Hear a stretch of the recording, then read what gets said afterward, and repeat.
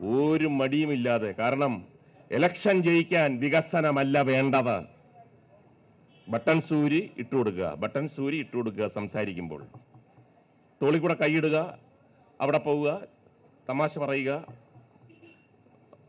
വിവാഹത്തിന് പോയി വിളമ്പുക. ഇതൊക്കെയാണ് ഒരു MP ആകാനുള്ള യോഗ്യത. അത് മതി, കൊല്ലമല്ലേ, അത്ര വിവരമൊക്കെ ഉള്ളൂ എന്ന് പറഞ്ഞ് പരിഹസിച്ചവർക്ക് വികസനമാണ് ഞങ്ങൾക്ക് വേണ്ടതെന്ന് പറയാനുള്ള മടി എന്താണ്? ചിലർക്ക്, എല്ലാവർക്കും അല്ല, ചിലർക്ക്. കൊല്ലല്ലേ, അത്ര വിവരമേ ഉള്ളൂ. ആഹാ, എന്ത് നല്ല ഡയലോഗ്. തഗ് ഡയലോഗുകൾ അടിച്ച് ആളുകളെ കയ്യിലെടുക്കാൻ, പ്രേമലുവിനെ തച്ചുടയ്ക്കാൻ പുത്തൻ വാർണായുധങ്ങളുമായി ഇറങ്ങിയിരിക്കുകയാണ് നമ്മുടെ മുകേഷ്. 5 മിനിറ്റിൽ കൂടുതൽ തന്റെ എതിർ സ്ഥാനാർത്ഥികൾ എവിടെയും പോയി വികസനം പറയില്ലെന്നും അങ്ങനെ പറയാൻ വേണ്ടി അവർക്കൊന്നും ഇല്ലെന്നും പറഞ്ഞ് തന്റെ എതിർ സ്ഥാനാർത്ഥികളെ ട്രോളുന്ന മുകേഷിന്റെ വീഡിയോ ഇപ്പോൾ ട്രെൻഡിങ് ആണ്. BJP സ്ഥാനാർത്ഥി വന്ന് പറയുന്നു, പിന്നൊരു കാര്യം, ഞാൻ ഈ റെയിൽവേ സ്റ്റേഷൻ, ഈ 6 വരിപ്പാതയൊക്കെ ഞാനാണ് കൊണ്ടുവന്നത്. അതിൻ്റെ പേരിൽ ഫ്ലെക്സ് അടിക്കാൻ നോക്കിയാൽ വിവരം അറിയും. പരിഹാസ്യമാണത്. മറ്റൊരു തമാശ, ഈ ട്രെയിൻ വേണമെങ്കിൽ പുനലൂര് വരെ നിങ്ങളുടെ പേര് വെച്ചോ. പുനലൂര് കഴിഞ്ഞ് കൊടിക്കുന്നിൽ സുരേഷ് ആണേ, അത് വെച്ച് കളിക്കല്ലേ.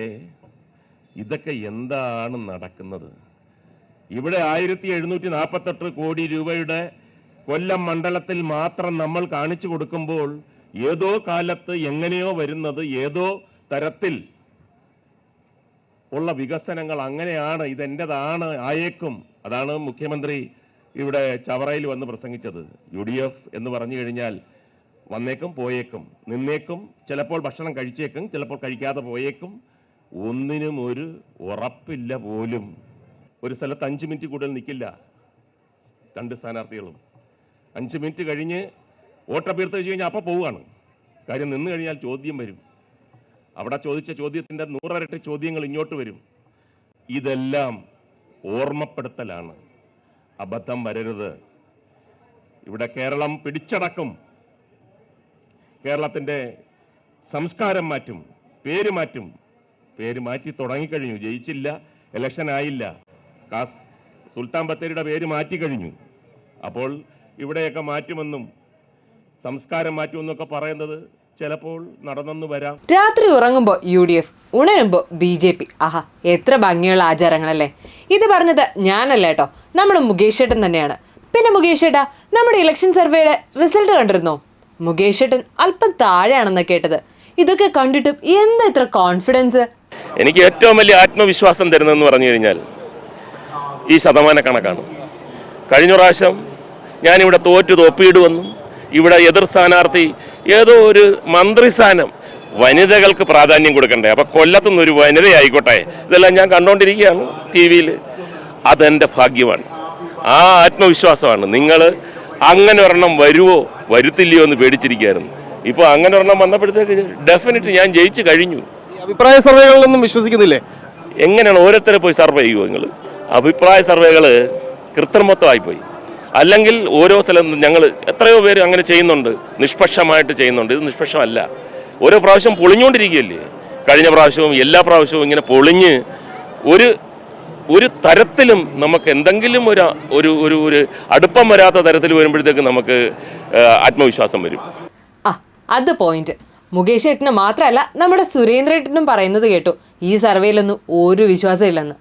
ഇത്തവണ 2 അക്കം കടക്കും തങ്ങൾക്ക് കിട്ടുന്ന സീറ്റ് എന്ന് സുരേന്ദ്രൻ ജി പറഞ്ഞെങ്കിലും സർവേ ഫലം നിങ്ങൾക്കത്ര അനുകൂലമല്ലെന്നാണ് കേട്ടത്. എന്താ അതേപ്പറ്റി പറയാനിരിക്കുന്നത്? നിങ്ങളൊക്കെ UDF-ന് വേണ്ടിയുള്ള ചാനലുകളാണ്.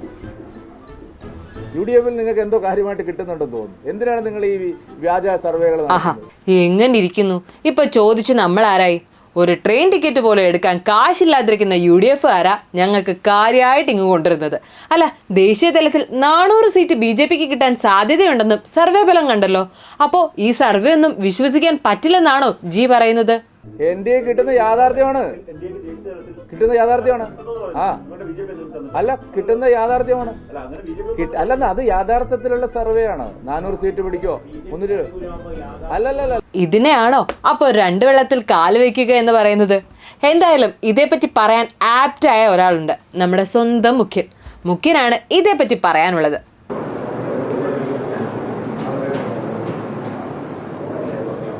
13 മണ്ഡലങ്ങളിൽ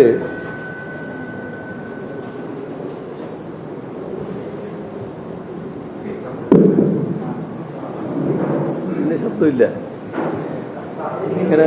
ഇതിങ്ങനെ കാഴ്ചക്ക് വെച്ചതാണ്.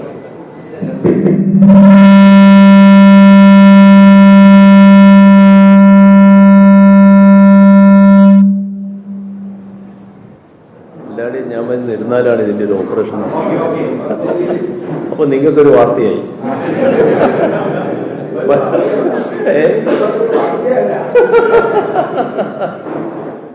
ഇത്തവണ മൈക്ക് ചതിച്ചു അല്ലേ? അല്ല മുഖ്യ, നിങ്ങൾ വരുമ്പോൾ മാത്രം എന്താ ഈ മൈക്ക് ഇത്ര പണി മുടക്കുന്നത്? ഇവിടെ ഒരു കാര്യം നിങ്ങളൊക്കെ ശ്രദ്ധിച്ചില്ലെങ്കിലും ഞാൻ ശ്രദ്ധിച്ചു കേട്ടോ. സാധാരണ മൈക്കിനെതിരെ വരെ കേസെടുക്കാൻ പറഞ്ഞ് വയലന്റ് ആകാറുള്ള നമ്മുടെ മുഖ്യൻ ഇത്തവണ ഇത് കണ്ട് പൊട്ടിച്ചിരിക്കുകയാണ് ചെയ്തത്. എന്തായാലും മുഖ്യനെ മൈക്ക് ചതിച്ച സ്ഥിതിക്ക് നമ്മുടെ രമേശ് ചെന്നിത്തലയ്ക്ക് ഇതേപ്പറ്റി എന്താ പറയാനുള്ളതെന്ന് നോക്കാം. CPM-ന്റെ വേദികളിൽ ആളുകളുടെ എണ്ണം വളരെ ശുഷ്കമാണ്, ആളുകളില്ല എന്നുള്ളതാണ് സത്യം. മൈക്ക് പോലും മുഖ്യമന്ത്രിയോട് പ്രതിഷേധിക്കുകയാണ്. അദ്ദേഹം പ്രസംഗിക്കാൻ എവിടെ ചെന്നാലും മൈക്ക് തന്നെ പ്രതിഷേധിക്കുന്ന സ്ഥിതിയാണ് നമുക്ക് കാണാൻ കഴിയുന്നത്.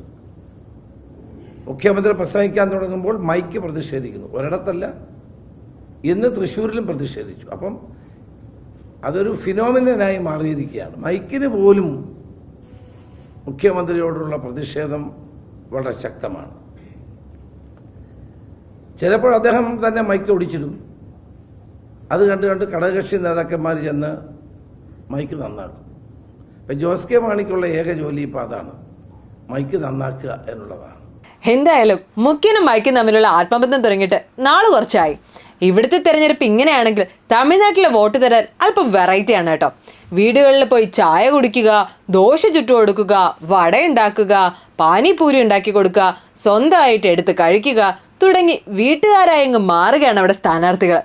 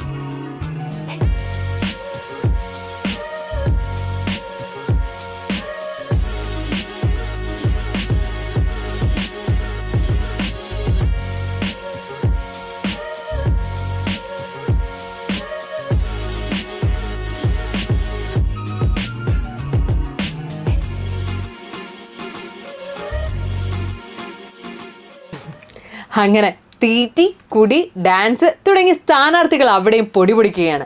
അപ്പോൾ തീരുന്നില്ല ഇലക്ഷൻ കാഴ്ചകൾ.